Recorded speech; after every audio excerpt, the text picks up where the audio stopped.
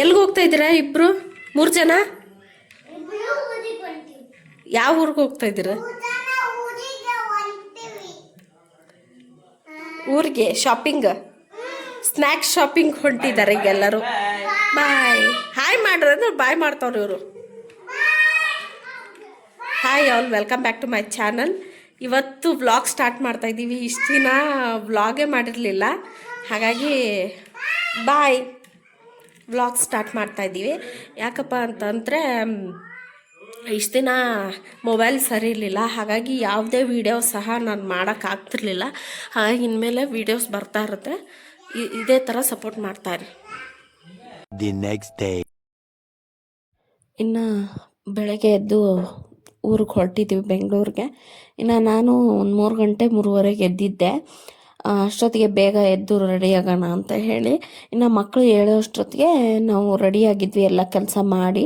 ಯಾಕಂತಂದರೆ ಬಂದಮೇಲೆ ಮಾಡೋಕ್ಕೆ ಬೇಜಾರು. ಅದೇ ಥರ ಎಲ್ಲ ಹಂಗಂಗೆ ಇಟ್ಬಿಟ್ಟು ಹೋದರೆ ಬರೋ ಅಷ್ಟೊತ್ತಿಗೆ ಮನೆ ಸ್ಮೆಲ್ ಬರುತ್ತೆ ಅಂತ ಹೇಳಿ ನಾನೆಲ್ಲ ಯಾವುದೇ ಸಹ ಬಟ್ಟೆ ಒಗೆಯೋ ಅಂಥದ್ದು ಯಾವುದೂ ಇಟ್ಟಿರಲಿಲ್ಲ, ಎಲ್ಲ ಕ್ಲೀನ್ ಮಾಡಿ ಹೋಗಿದ್ದೆ. ಸುಮಾರು ಜನ ಹೆಣ್ಮಕ್ಳು ಇದೇ ಥರ ಮಾಡ್ತಾರೆ. ಯಾಕಂತಂದರೆ ಬಂದಮೇಲೆ ಎಲ್ಲರಿಗೂ ಅಷ್ಟೇ ಮಾಡೋಕ್ಕೆ ಬೇಜಾರು.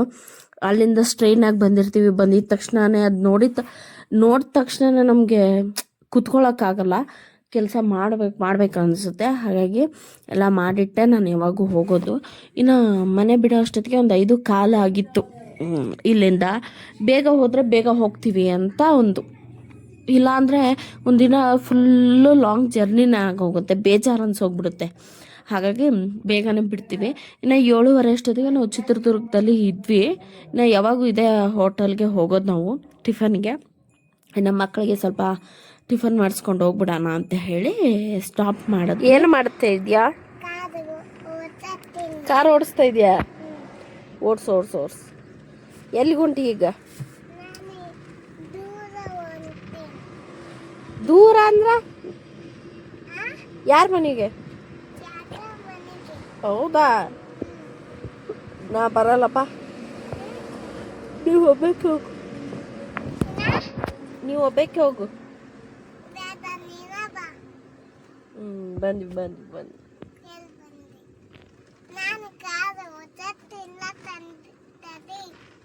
ಓಡ್ಸು ಜೋರಾಗಿ ಓಡಿಸು, ಬೇಗ ಓಡಿಸು, ಬೇಗ.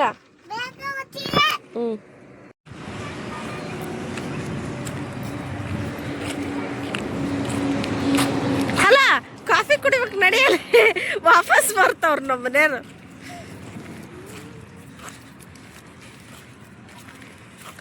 ಕಾಫಿ ಕುಡಿದ್ಬಿಟ್ಟು ಮತ್ತೆ ಟಿಫನ್ ಎಲ್ಲರೂ ಬೇರೆ ಕಡೆ ಮಾಡ್ಕೊಳ್ಳೋಣ ಅಂತ ಹೋಗ್ತಾ ಇದ್ದೀವಿ.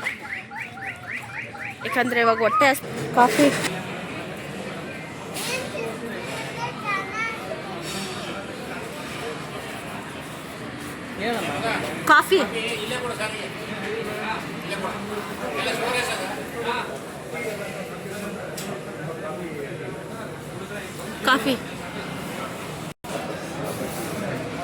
ಕೈ ನಿಂತೈತೆ.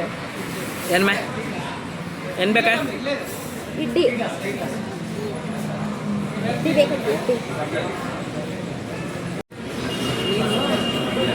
ಸಣ್ಣ ಪಾಪು ಇಡ್ಲಿ ತಿನ್ಬೇಕು.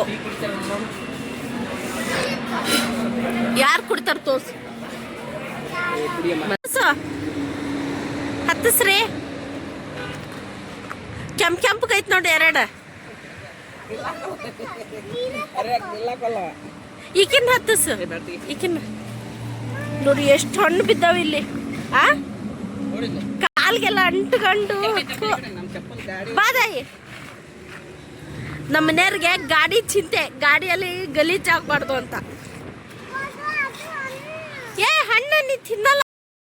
ಇನ್ನು ನಾವು ಬೇಗನೆ ಹೋದ್ವಿ. 12 o'clock ಅಷ್ಟೊತ್ತಿಗೆ ನೈಸ್ ರೋಡ್ ರೀಚ್ ಆಗಿದ್ದೀವಿ.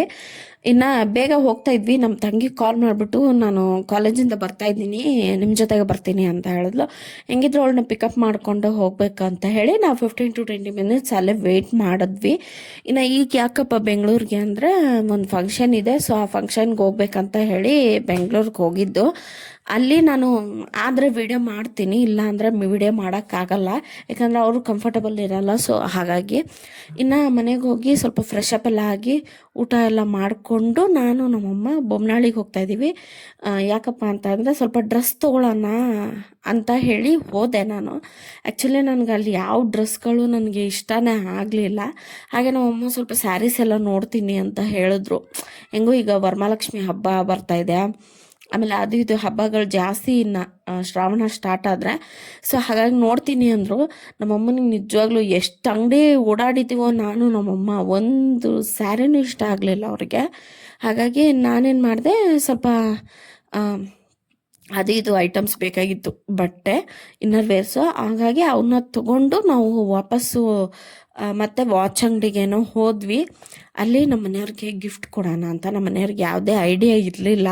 ಅವರು ಫಸ್ಟೇ ಹೇಳಿದರು, ನೀನು ವಾಚ್ ಗೀಚು ಅದು ಇದು ತೊಗೊಂಡು ಬರೋಕ್ಕೆ ಹೋಗ್ಬೇಡ, ನನಗೆ ಈಗಾಗಲೇ ಆಲ್ರೆಡಿ ಮದುವೆಯಲ್ಲಿ ಕೊಟ್ಟಿದ್ದು ವಾಚೇ ಒಂದಿದೆ ಅಂತ ಹೇಳಿದ್ರು. ಅದೇನಾಗಿದೆ ಅಂದರೆ ಒಂದು ಕ್ಲಾಕ್ದು ಮುಳ್ಳು ಅದು ಸ್ವಲ್ಪ ಬಿಟ್ಕೊಂಬಿಟ್ಟಿದೆ. ದಿನ ಅಡ್ಜಸ್ಟ್ಮೆಂಟ್ ಮಾಡಿಕೊಂಡು ಅವರು ಆಫೀಸ್ಗೆ ಹಾಕ್ಕೊಂಡು ಹೋಗ್ತಾರೆ. ಸೊ ನನಗೆ ಯಾಕೋ ಅದು ಇಷ್ಟ ಆಗಲಿಲ್ಲ. ಇವಾಗ ಫಾರ್ಮಲ್ಸ್ಗೇನೋ ಸರಿ ಆಗುತ್ತೆ. ಈಗ ಟ್ರೆಡಿಷ್ನಲ್ ವೇರ್ಗೆ ಬೇರೆ ತೊಗೊಳ್ಳೋಣ, ಈ ಥರ ಚೈನ್ ವಾಚ್ಗಳು ಅಂತ ಹೇಳಿ ನಾನು ಪ್ಲ್ಯಾನ್ ಮಾಡ್ಕೊಂಡು ಹೋದೆ. ಒಂದು 10,000 ಅಷ್ಟೊತ್ತಿಗೆ ತೊಗೊಳ್ಳೋಣ ಅಂದೆ. ನಮ್ಮಮ್ಮ ಬೈತಾಗ ಸ್ಟಾರ್ಟ್ ಮಾಡಿದ್ರು, ನಿನ್ನ ಹತ್ರ ಕಾಸಿದ್ರೆ ನೀನು ಹಿಂಗೇನೇನೆ ಅಂತ ಹೇಳಿ. ಸೊ ಹಾಗಾಗಿ ಒಂದು 5,000 ತೊಗೊಂಡು ನಾವು ವಾಪಸ್ ಮನೆಗೆ ರಿಟರ್ನ್ ಆದ್ವಿ. ಇನ್ನು ರಿಟರ್ನ್ ಆದಮೇಲೆ ನಾನು ಮತ್ತೆ ಸಾಯಂಕಾಲದಿಂದ ವ್ಲಾಗ್ ಸ್ಟಾರ್ಟ್ ಮಾಡ್ತಾಯಿದ್ದೀನಿ. ಇನ್ನು ಅಲ್ಲೇ ನಮ್ಮ ಏರಿಯಾದಲ್ಲೇ ಸ್ವಲ್ಪ ಟಾಪ್ಸ್ ನೋಡೋಣ ಅಂತ ಹೇಳಿ ಹೋದ್ವಿ. ಟಾಪ್ ತೊಗೊಂಡು ನಾವು ಮತ್ತೆ ಮನೆಗೆ ಬಂದ್ವಿ. ಇನ್ನು ನಾನು ಗ್ರ್ಯಾಂಡಾಗಿರೋ ಡ್ರೆಸ್ ತೊಗೊಳ್ಳೋಣ ಅಂತ ಹೋದೆ. ಗ್ರ್ಯಾಂಡಾಗಿರೋ ಡ್ರೆಸ್ಸು ನನಗೆ ಯಾಕೋ ಇಷ್ಟ ಆಗಲಿಲ್ಲ. ಸೊ ಪ್ಯಾಂಟ್ಗೆ ಮ್ಯಾಚ್ ಆಗೋವಂಥ, ಲೆಗಿನ್ಸ್ ಪ್ಯಾಂಟಿಗೆ ಮ್ಯಾಚ್ ಆಗೋವಂಥ ಟಾಪ್ಗಳು ತೊಗೊಳ್ಳೋಣ ಅಂತ ಹೇಳಿ ಹೋದೆ. ನಮ್ಮಮ್ಮ ಕರ್ಕೊಂಡು ಹೋಗ್ಬಿಟ್ರೆ ಹೇಳೋದೇ ಬೇಡ, ನಾನು 1-2 ತೊಗೊಳ್ಳೋಣ ಅಂತ ಹೋಗಿರ್ತೀನಿ. ನಮ್ಮಮ್ಮ ತೊಗೊಳ್ಳೋ ಇದರಲ್ಲೇ ತೊಗೊಂಡ್ಬಿಡು, ನೀನು ಯಾವಾಗ ತೊಗೊತೀಯ ಅಂತೇಳಿ ಒಂದು 5-6 ಟಾಪ್ಸ್ಗಳನ್ನ ಕೊಡಿಸ್ಬಿಟ್ಟಿದ್ದಾರೆ. ಹಾಗಾಗಿ ನಾನು ಮತ್ತೆ ಯಾವುದು ನೋಡೋಕ್ಕೆ ಹೋಗಲಿಲ್ಲ. ನಮ್ಮಮ್ಮ ಮತ್ತೆ ಏನೋ ಬೇರೆದು ನೋಡ್ತಾಯಿದ್ರು. ಇನ್ನು ಅದನ್ನ ತೊಗೊಂಡು ಮನೆಗೆ ಬಂದ್ವಿ. ಇನ್ನು ಮನೆಗೆ ಬರೋ ಅಷ್ಟೊತ್ತಿಗೆ ನಮ್ಮ ಮನೆಯವ್ರಿಗೆ ಗಿಫ್ಟ್ ಕೊಟ್ಟಿರಲಿಲ್ಲ ನಾನು ಏನು ತೊಗೊಂಡು ಬಂದಿದ್ದೆ ಅಂತ. ಆ್ಯಕ್ಚುಲಿ ನಾಳೆ ಒಂದು ಫಂಕ್ಷನ್ ಇದೆ ಅಂತ ಹೇಳಿದ್ನಲ್ಲ, ಆ ಫಂಕ್ಷನ್ಗೆ ಹಾಕೊಳ್ಳೋ ಅಂಥ ವಾಚ್ ಕೊಡೋಣ ಅಂತ ಹೇಳಿ ಟ್ರೆಡಿಷ್ನಲ್ ಆಗಿ ಅಂತ ಹೇಳಿ ಕೊಟ್ಟಿದ್ದಾಯಿತು. ಇಲ್ಲಾಂದರೆ ನನ್ನ ಬರ್ಡೇ ದಿವಸನೇ ಕೊಡ್ತಿದ್ದೆ. ಹಾಗಾಗಿ ಅವತ್ತೇ ಕೊಟ್ಟೆ. ಇನ್ನು ನಮ್ಮ ತಂಗಿ ರೇಗಿಸ್ತಾ ಇದ್ಲು, ನಿಮಗೆ ಬರ್ಡೇ ಗಿಫ್ಟ್ ಆದರೂ ಕೊಡೋಕ್ಕೆ ಬರುತ್ತಾ ಅಂತ ಹೇಳಿ. ತಮಾಷೆ ಮಾಡ್ಕೋತಾ ಅವತ್ತಿನ ದಿನ ತುಂಬ ಅಂದರೆ ತುಂಬ ಚೆನ್ನಾಗಿತ್ತು ನಮ್ಮದು. ಇನ್ನು ನಮ್ಮ ಮನೆಯವ್ರಿಗೆ ಬೈತಾಯಿದ್ರು, ಎಷ್ಟು ಕೊಟ್ಟಿದ್ಯಾ ಏನು, ಸುಮಾರು ಒಂದು 10,000 ಕೊಟ್ಟು ಬಂದಿದ್ಯೇನೋ ಹಾಗೆ ಹೀಗೆ ಅಂತ ಹೇಳಿ. ನಾನು ಅದನ್ನೇ ಹೇಳ್ತಾಯಿದ್ದೆ, ಪ್ರೈಸೆಲ್ಲ ಕೇಳಬಾರ್ದು, ಸುಮ್ಮನೆ ಹಾಕ್ಕೋಬೇಕು, ಆ ಥರ ಎಲ್ಲ ಕೇಳಬಾರ್ದು ಅಂತ ಹೇಳಿ. ನಿಜವಾಗ್ಲೂ ಯಾಕಂತಂದರೆ ಅವರು ಯಾವುದೇ ಒಂದು ಇದಾಗಲಿ ಏನೊಂದು ತಗೊಳ್ಳೋದಿಲ್ಲ. ಹಾಗಾಗಿ ನಾನೇ ಜಾಸ್ತಿ ಫೋರ್ಸ್ ಮಾಡಿ ಕೊಡ್ಸೋದು. ಸಂಡೇ ಆಗಿರೋದಕ್ಕೆ ಎಷ್ಟು ಜನ ಮೈಸೂರು ಟು ಬೆಂಗಳೂರು, ಬೆಂಗಳೂರು ಟು ಮೈಸೂರು ಅಡ್ಡಾಡ್ತಾವ್ರು. ಹಾಂ, ಈಗ ಎಷ್ಟು ಟೈಮು? 5:45 ಆಗಿದೆ. ಆ ಕಡೆ ಹೋಗ್ಕನ್ನ ಅಲ್ಲಿ ಸೈಲೆಂಟ್ ಬಂದೆ. ಈಗ ಇಲ್ಲಿ ಟ್ರಾಫಿಕ್ ಆಗ್ಬಿಟ್ಟೈತಿ. ಅಲ್ಲ, ಆಂಬುಲೆನ್ಸ್. ಈಗ ಇದು ಟೋಲ್ ದಾಟಕ್ಕೆ ಏನು 1 ಅವರ್ ಬೇಕಾಗುತ್ತಾ? ಹಾ, ಇಲ್ಲ, ಇದು ಸ್ಪೀಡ್ ಹೋಗತ್ತೆ. ಸ್ಪೀಡ್ ಹೋಗುತ್ತಂದೆ.